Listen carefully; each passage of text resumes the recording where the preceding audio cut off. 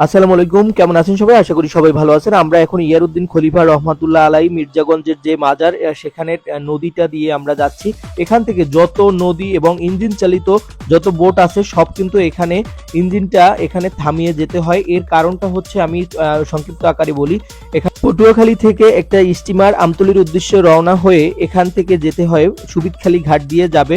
তখন স্টিমারে দুইজন যাত্রী অপমান অপদস্থ করে ভাড়ার কারণে এখানে নামিয়ে দেওয়া হয়।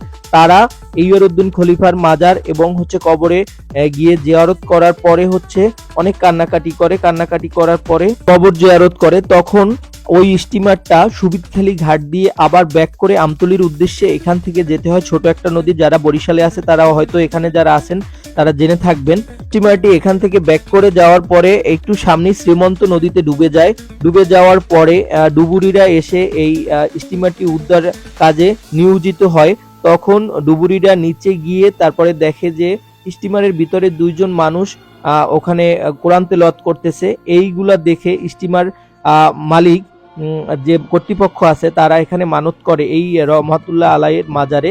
মানত করার পরে ওই স্টিমারটা সুন্দরভাবে আবার উদ্ধার করা হয় এবং এই থেকে এখানে যত ধরনের ইঞ্জিন চালিত বোট থেকে শুরু করে লঞ্চ, স্টিমার যত যা আছে আজ পর্যন্ত এখানে যাওয়ার সময় ইঞ্জিনটা স্লো করে তারপরে যায়। এই ইতিহাস। ভিডিওটি ভালো লাগলে অবশ্যই শেয়ার করে দেবেন। আসসালামু